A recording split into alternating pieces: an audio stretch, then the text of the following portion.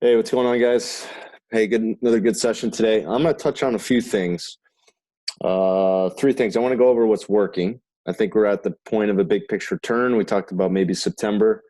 A lot of time, these summer rallies will end with a September, October panic. I've seen several of them.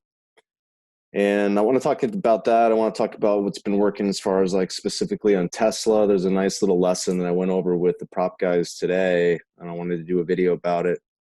But just a lot going on. I think we are potentially at a big global macro turn. And then, I mean, just several good trades we had last week. It was gold in the NASDAQ. That's kind of been gold's backing off this week. NASDAQ was kind of pretty high. We didn't do much with it today. I actually had two buys, more near-term stuff, but I'm not really that excited about being too aggressively long on the core side anymore. We've been working that NASDAQ long for a while, and now I want to be cautious on it. But some big days. I did $6,000 on Tesla today, mostly with options. I think that's something that you guys need to think about if you haven't done the options program. I'm going to share with you this offer that I'm making through Sunday. It's amazing. I'll touch on that in a little bit also. And then also there's a webinar I'm going to do Friday.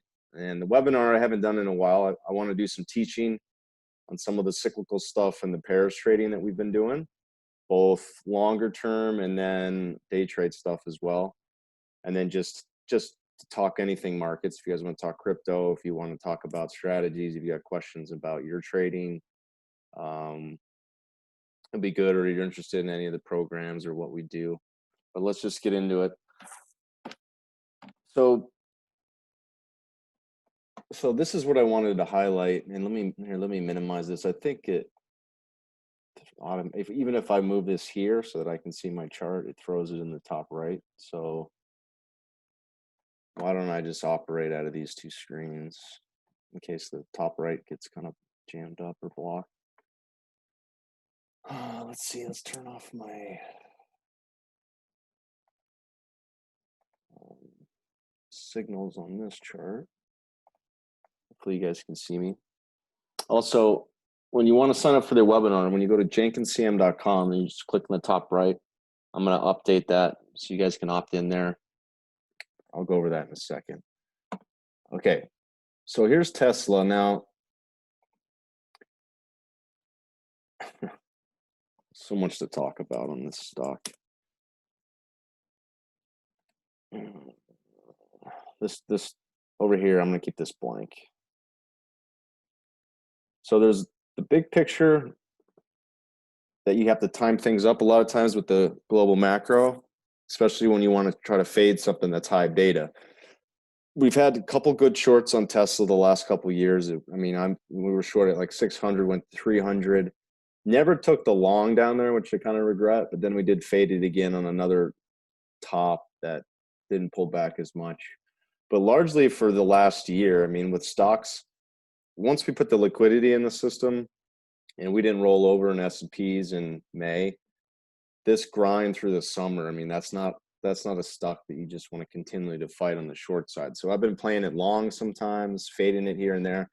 I haven't really taken an aggressive course short until last week. So it's the first time I've sold it in months.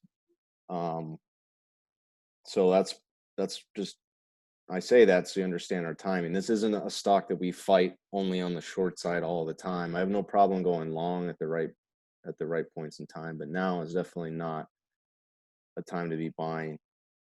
At least not for any type of longer term holds. I mean, we talked about it a little bit on the team today, as I had people calling me literally on Monday saying, "Hey, should we buy Tesla now that now that it's split?" And these people just don't get it. But I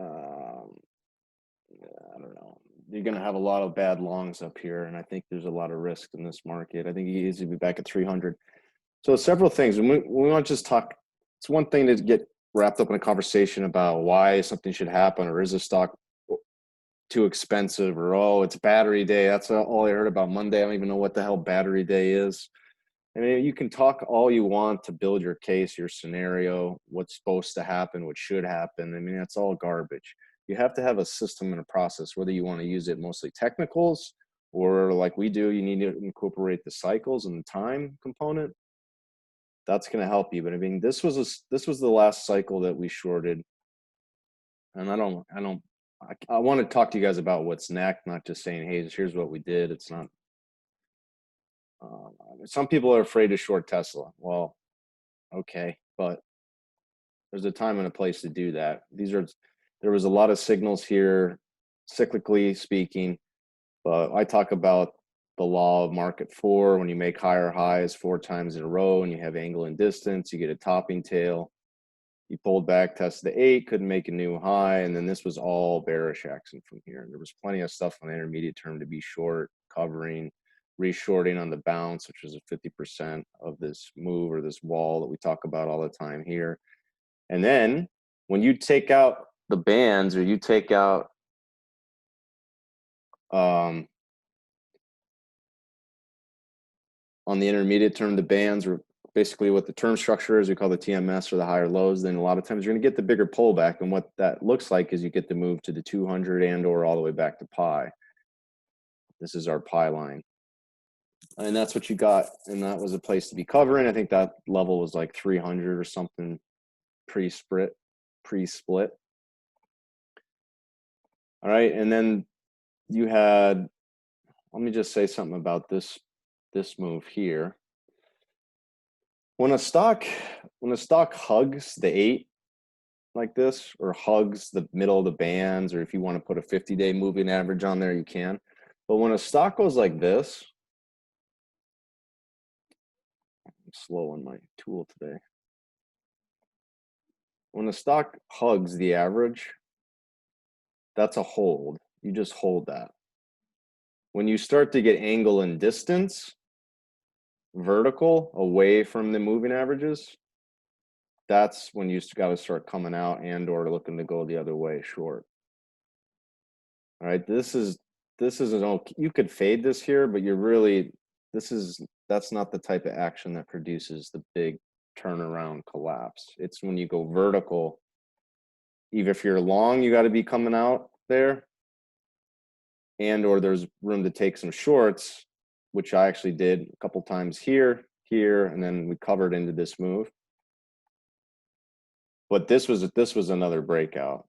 So that was a time when I took anything I had left on short, I took off, and I bought upside calls, and sure enough, those took off, and then I just booked those. But I was waiting. You can see how this move is different relative to this grind higher. Plus, you have a market that's potentially topping big picture. I don't want to get into that global macro because that's something I've been hitting on for a while. But you can see it on the weeklies too. Like, this is a lot of angle and distance, all right? I don't really have prepared the cycle count, but I did it the other day. And essentially, we like to follow 8.6 cyclical count as one of our models. And I'll go back and do this in another video. This was along the lines of, one day last week I did 17 grand, mostly on gold and the NASDAQ, but this was the setup, the Tesla that I saw kind of coming. And I was counting out these cycles, and I'll go back and do a video about maybe that particular day. But if you count, like, you start getting into the rhythm of these cycles, there was like a 8-point count here, another 8-9 count here. You basically had, I think this was 8 here, and then you had 1, 2, 3, 4, 5, 6, 7, 8 was into this low. And then what ends up happening, I'm just going to do this roughly, but that's 1, 2, 3, 4, 5, 6, 7, 8.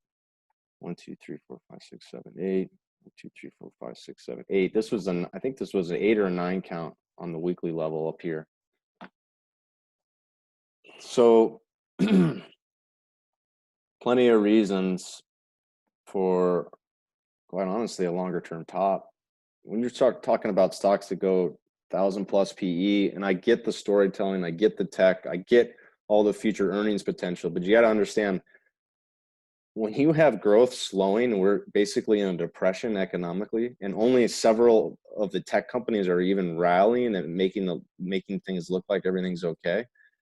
that's not a time that you'd be aggressively longer term tech. I mean, this was a reflationary liquidity bounce that's more than likely going to roll back over to a deflation growth slowing scenario. And anytime you get that, tech gets absolutely smoked. And it's the same thing that happened. We get these deflationary moves, risk off moves. The Fed panics. They throw the liquidity in. We get a reflationary bounce. Oil bounces, risk assets bounce. And then the economic gravity of everything catches up again. And then we roll back over into the deflationary risk off move. And I think that's where we might be headed. Maybe we can keep things a little bit more afloat into the election, but I think the first half of next year is setting up for the similar situation we had in February. But we don't have to be down the road too far on that. The key now is, I think the edge is to be playing short, core short, better seller, a bear on Tesla. I think your risk reward is you could easily be back at 300. And if stocks roll over, you could give back 80%. This is easily possible. I mean, that's an easy retracement back to there. As Bitcoin did it. Everything that moves vertical like this, in conjunction, I mean, Bitcoin isn't trading off of the global macro economy and the shit situation that the world's in. But if you get the overall equity markets to roll over again, you can easily have this back to here. Now, that doesn't mean I'm going to stick your head in the sand and then just say I have a target at 150 and I'm not going to do shit until we get there. No. I want to be core short, but I'm going to be adding and reducing. Sometimes I'll, like today on the lows, I was flat to even a little bit long. And then today, I mean, I had a good day, so I don't really feel like I have to be in a rush to be getting more aggressively short. I kind of like to see a bounce and then feed back into the short again. If we don't get it, that's fine. I'm going to add to the short on the way down. But that's kind of my big picture thoughts. And then why don't we just get into more of the near term stuff. So there's a pretty cool little lesson I'll show you guys about trading the open on stocks.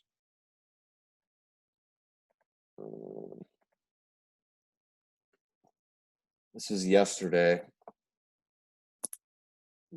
Well, so today I came in net short. You had the real money candle right off the open. That showed the power. I covered on the second push into profitable territory. You had a little bit of a bounce, right? A little bit of a bounce back up. Bears were in control the whole time. You couldn't even get a retrace of the 50%.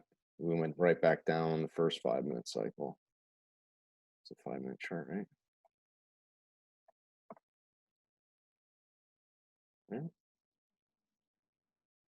Yeah.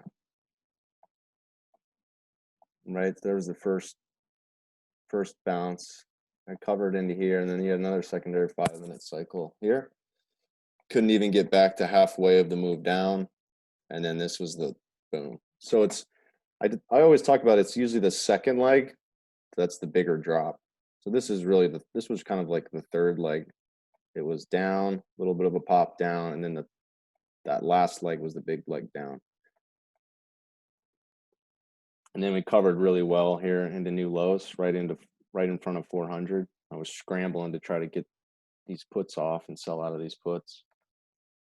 And then on the bounce, after a good move like that, I'm not in a hurry to reshort, but I put a little bit back out there. And so that was a combination of me selling some like 440 strike calls and then selling 460 strike calls. So I did that a couple times there and then had a nice little move here that I ended up covering into. And then I just called it a day. But yesterday this is a pretty standard pattern when you have a bearish down move. When you have more volatility or you have something that's breaking, like the nice thing with Tesla right now is it's been in the spotlight, obviously. It's always in the spotlight, but it's gathered so much momentum and so much energy, and there's so much momentum that if and when you break, like I'll show you, you broke the intermediate term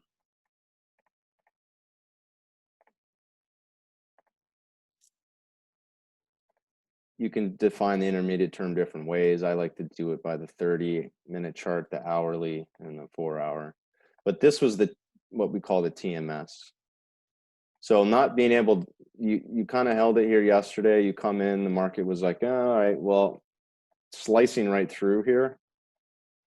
When you break like that, and you have what's called a high beta, again, like I said, a lot of energy and just a very momentous name, you're going to get a lot of time you're going to get the follow through. You're not going to have the low volatility like S&P trade for a while during the summer where it was like down for 30 minutes and it just grinds up the rest of the day. You're going to get a lot of down moves with follow through instead of just one down move and then grinds right back up to a new high. So that's the nice part about when you do have, I mean, I always make more money in the down markets just because there's so much more follow through.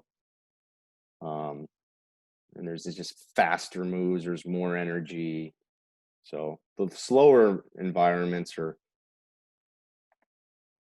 I don't know, some people think that's easy, but it's kind of boring and you don't really get your chance to sink your teeth in anything. But this was typical of that type of follow through. All right.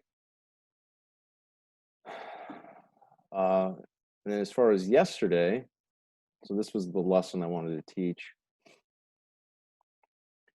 Anytime you want to trade the open, you want to keep things simple.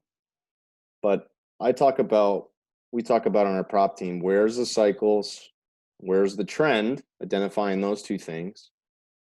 But then right at the open, it's important to know where the prior close was. And then it's important to kind of know where you are relative to that, where you're opening, because that's going to a lot of times going to act as resistance or support. And so there's times where you can open up way above and then try to fill that gap, or you'll close the gap. And so I like to look at that relative to where the certain moving averages that we use also, like the 200 or pi. So that's a key concept, and it's especially just for the open. I mean, if I'm trading futures on oil, it's not a big of a deal at 9:30, but for equities, yes. And so, was this Monday? What's today? So this is Monday's move, right? Yeah. So Tesla had a hard time. I mean, it grinded right up to.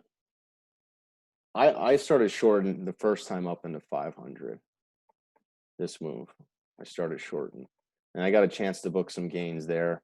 But then late in the day, as we were pushing back towards 500, I just left it alone because I wasn't sure if maybe they did push it in the overnight, but wasn't sure if maybe we had, another more of a blow off top into yesterday. But the point is that it grinds up to 500 and it doesn't really get through it at the close. So overnight's one thing. You can push it, it's thin. But notice how the market comes right back down to where it closes. And then here you open up. And you essentially opened up pretty much maybe at a few prints above 500, but then it just absolutely got sold right back through 5. And you had this big, fat red bar, bearish bar, right? Orange bar on my chart, but you guys know what I'm saying. All right. So that was the first initial move. It shows you who's in control. You still haven't been able to gain 500. And when you go to the smaller time frame, same spot. I'll zoom in some more. Now look, you can see this was the opening bar right before the markets opens, right? And then boom, sellers. Now I'm course short from the day before, so I'm covering into pi here. This is our pi line. But there's a good amount of profit here. I think we went through 475. So of course I'm going to take on that first move.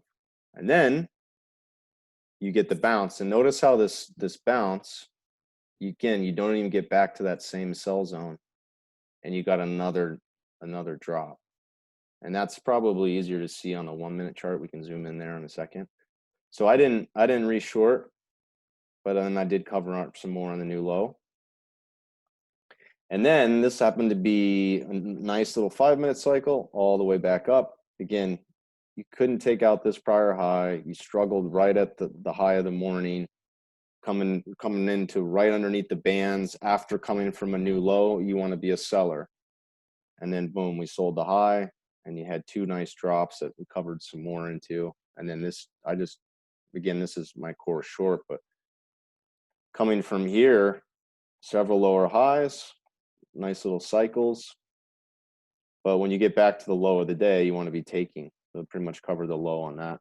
And that was, that was a good chunk of the morning's profit. And that was pretty much all I did yesterday. So maintaining the core short, but adding and getting more, increasing my size during the day, and then just trading the model. So sticking with the trend. But that's a very important concept, is paying attention to where the market closes and opens, and how price can gap up above it, where there are gaps below it, and where those zones are.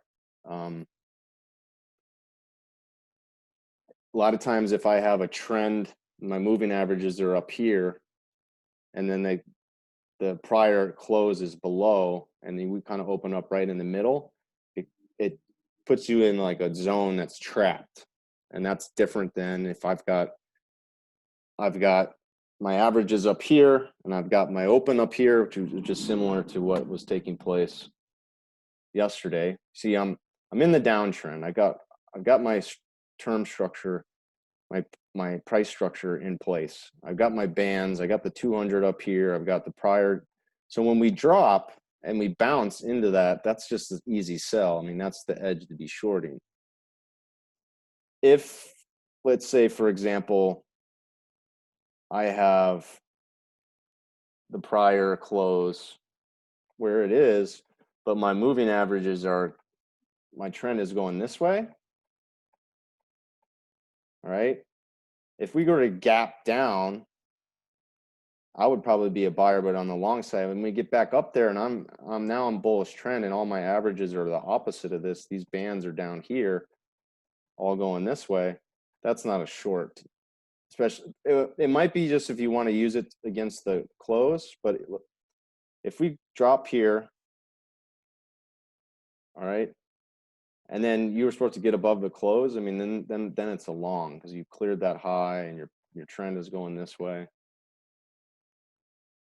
So anyway, that's you kind of have to see that in another example, but that's an important thing to keep in mind for the open, and how everything is relative to itself. It's not just if the price opens up and you pull back to the close, buy it, or if you drop and then you rally to it, sell it. It's not that black and white. Hopefully I illustrated that all right for you guys. So yeah, that's thoughts on Tesla. What else has really been working? I would say gold today was you had to be a little bit patient. I still think we might get a little bit deeper. I'm kind of leaning towards the camp that the dollar is going to move back to, we're going to be rallying before we see more of a sell-off in the dollar. I don't think that's consensus. I think everybody's still bearish the dollar, but we've kind of held these trend lines, and I think the euro has a really good chance of failing at 120. But that momentum is not going to change. I talked about until we get through 117. So the reason I say that is because obviously the dollar has been very highly correlated to the metals market, and you had the euro come off, you had dollar strength today, and you had gold down, and meanwhile you had treasuries up. Treasuries and gold have been also trading a lot and that kind of decoupled today. So just a lot going on, but you can see that we're a little bit in this wedge formation, and we've gone over that a few times. I think gold is just still basing. Whether or not we could get above 200 was going to be the key to, hey, maybe that's the sign that the horse is leaving the barn again, and we can have another rally. But it's got a daily cycle that's high. You just failed at 2000. I think you could easily be back towards 1900 again. So I did buy some today. I bought some calls. I didn't add to any more futures because I want to save that for better levels. I had kind of didn't have the buying power to short more silver yesterday, which I'm on the short side as a hedge, and that would actually been really nice today. Silver really helped me. I mean, I was up more silver than I was down on the day on my gold long, just because there's so much. Silver is just a beast. But I was thinking about selling it yesterday at 29 and just didn't have the buying power.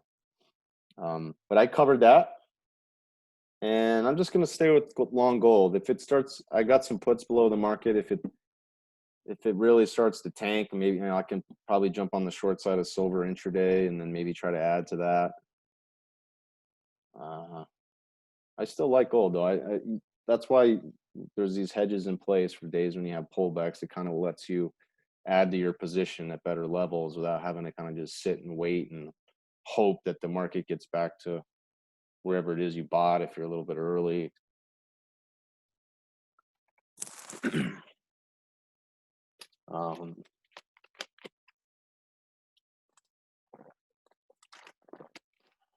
pretty bright here, guys, in this time of day. Turn the windows. You can see. All right, why don't we just do equities and I'll talk about what's coming up. I talked about bonds in the room. I'm not going to go over them. This is odd to me that the VIX keeps climbing, even though like S&Ps just took off into the high, and VIX went out on the high. It's very strange. I started to notice it last week. Vol has been just marching higher, even when equities have been going higher. So I think maybe there's a lot of positioning. I think maybe there's rightfully so. There's a lot of protection that guys want into the election and into the year and the September, October. But it's making it a little bit hard to trade because like I sold vol into the close, and then I look over at S&Ps and I couldn't believe that it's as high as it was. Like I would have thought we were down maybe 35-30. So a lot of times I'll be short vol because I don't have like any NASDAQ on, and I'm hoping that if vol comes down, that means that stocks are going up. But stocks are going up. I don't have my NASDAQ long. I don't have any long S&P, and then I'm short volatility that's going up at the same time. That correlation breaks down. It makes it a little bit trickier if you're planning on, well, I don't have any S&P, so I'll short vol, and then vol's not backing off. So this has been a little bit tricky this week, and it's pretty rare. I haven't really noticed that. So I still have some VIX calls. I've been trading both sides of that. Hasn't been too much to take home on either side of those trades. But the pairs trade, as far as the Russell, I mean, we've done a great job. That's the part of the market to be short. We had some good covers, sold it early, guys. We covered into these lows. The signals aren't showing, but then I reshorted into the close. And we bought the NASDAQ twice today. I don't know why these signals aren't showing. What we did on the NASDAQ was we bought here, sold it on the bounce.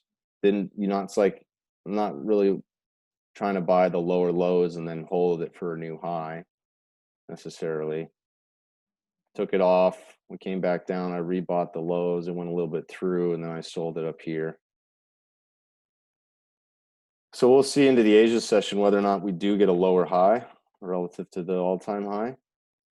If that's the case, then this low is very pivotal into the end of the week. This is the pivot now. You can see how we held pi exactly too. I think that's probably it. Oh, I'll show you guys. What was I looking? What were we looking at? Something. Oh, if you guys don't have the Pi Cycles course, I'm giving it away for free, and it's also included in some of these packages. But this is just an amazing, simple indicator. I mean, look at the high on the euro exactly. exactly with pi at 120. It happened again in 2017, the same thing.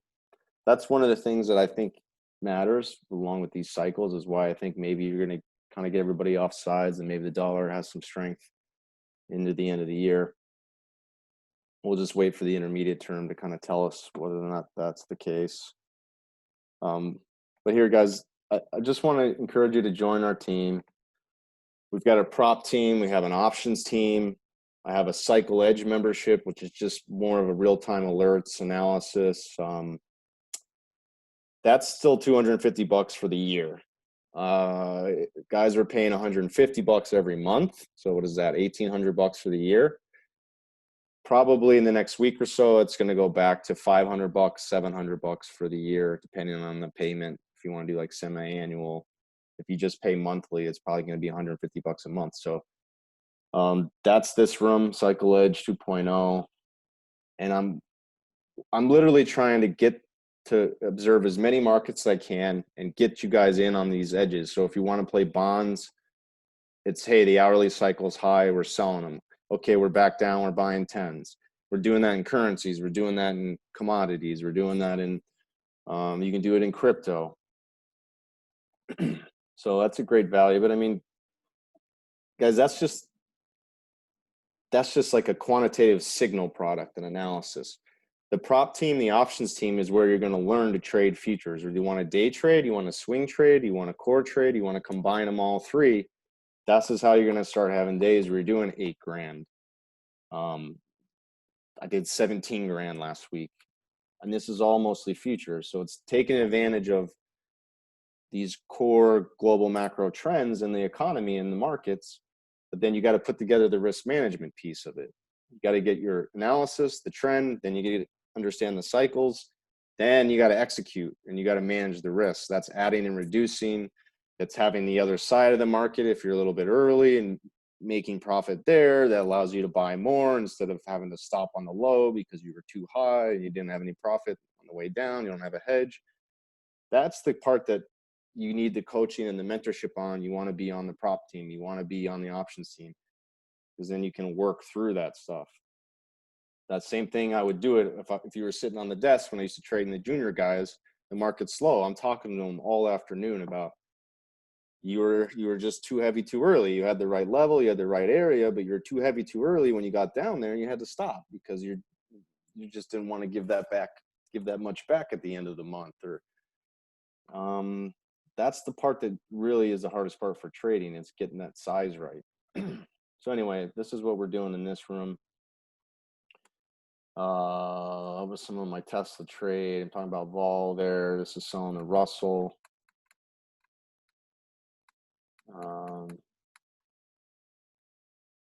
But you guys can see there's just big days in here. Look, just long one NASDAQ contract was almost $4,000 between the buy we had yesterday and coming into the evening last night. That's just taking advantage of one edge, one trend, one contract, almost $4,000.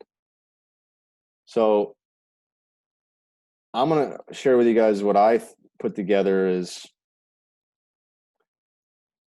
the best way to get involved with us. Come to memberships here. This is the cycle edge I was talking about. The options team, the prop team is institutional. If you click get access, I'm going to run this offer. It's awesome till Sunday at midnight. I've never given anything away like this at this price. Most of these courses, the prop program has always been between $3,500 and $5,000, depending on if you combine it with the options. The options program alone is $3,500, $3,000. All right, I'm running this 1997. So, but here I wanted to make it sexier too. This is something I wanted to pick up, but this is a new kind of piece of tech that you can put on your laptop. I know a lot of you guys, maybe you want to get out of the house when you're trading. If you don't have an office, you're on all this COVID bullshit. It's tough to be working off of one screen. So check out this video. These guys have some amazing technology. But I'm going to send you 2 of these as part of this package, guys. I'm going to send you 2 of these from my company. So I'll come in the mail. You hook it up. It folds in. You guys can watch the video. Pretty sweet. So I just came up with that over the weekend. I want to do something extra for you guys to kind of move you forward. So you're going to get the Forex course. That's $500. The Pi Cycle course, which is given away for free, but it's easily probably actually worth $1,000. That's one of the best strategies we have. I've never seen anything else that works like it. And anyway, this is the full institutional model. It's in 9 hours. It walks you through everything in my 10 years of being on institutional desks, all the stuff we did with the primary dealers, the big banks, buy side, sell side. The options course, all the strategies I like. Again, you could have bought $3 puts yesterday on Tesla. I had like 15 of them. You could have bought 5 of them at $3. I mean, $1,500. It was 500% return. That's $5,000 on 1 or 2 puts. I mean, that's the stuff you got to learn to trade around, especially when you have especially when it was trading up when you trade in Amazon at $3,000. Then I'm throwing in the bonus too, that you get to be a part of the prop program, which is trading every day with me, all the coaching that comes with that every day. If you want to just sit on your ass and just watch me trade, and then you just want to take my trades, it's fine. If you want to actually learn how to do this yourself, and you want to take advantage of my time and say, hey, Jason, why did you take that trade? What were you thinking there?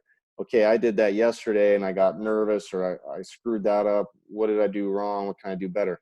You have all that time in the morning for me to do that. It's amazing. I've never had anybody sit down and give me that type of time. We used to do coaching. It was 8 days. It was 8 sessions twice a week for 2 hours. That value is unbelievable. That was $3,500. I paid $12,000 to learn Forex for basically 4 weeks. On the weekends was the course. You get the entire year for nothing. And then you're on the options team too. So with everything, including the tech there, those dual screens, it's about $11,000, and I'm giving it to you guys 80% discount. But it's only going to be these screens are for only the first 10 guys that want to take advantage of this, or gals, of course. And then I'm going back to the old prices on Monday. All right, just because it's so much of my time that this is the best I could do to get some of you guys started. And I know some of you are out of work maybe, and there's a lot of stress and anxiety around a lot of things. So just want to get you in the game that there's a lot of opportunity to be had here into the election at the end of the year. So that's that. And then lastly, I just wanted to say, I'm gonna update this in a second. But if you come to the next webinar, I'll probably put the links on this YouTube video for down the road if somebody rewatches it. But there'll be a link to the Pi Cycle trading course that'll always throw you into the option to sign into the webinar. But you guys that know me, just come here, go to the site, go to the next webinar, and then you can join us Friday. It's going to be, it's on there. I think I said 3 Friday. I'm going to have to double check. But I usually like to do it just a little bit before the close, so we can get out of here. You guys get stuff going on, but sometimes it's good to just talk about the markets Friday into the close, or trade a little bit, so we can do that live together. And yeah, all good. All right, hope that helps. Good stuff today. You guys that are on the team, I'm excited about this month. I mean, it's only the second trading day. We already had vols creeping up. We've had a lot of movement on a lot of different markets. So that's what I was hoping for, that would get that type of action. It's a good start to the month. So anyway, guys, hope I added some value. Don't forget to subscribe. I'm actually updating. I was doing this last night just to make it easier for people that are new. I mean, I'm always feel like I have to do all this stuff, and it's kind of a pain. But I'm going to change this to a content page, and you'll see we're going to start doing some live streams. I'm going to start doing some more on Periscope and Twitter. You'll have my StockTwits handle. That'll be the link for the Pi Cycles course, and then the Cycle Edge analysis that I'm still finishing up. but that's going to be rolling out more often. You can put your email to get on those free reports that I put out. That's going to be a paid product mostly for institutional guys. But then I'll have the, all these videos like we're doing right now will just be here in chronological order. All right, guys, have a great night. We'll talk to you.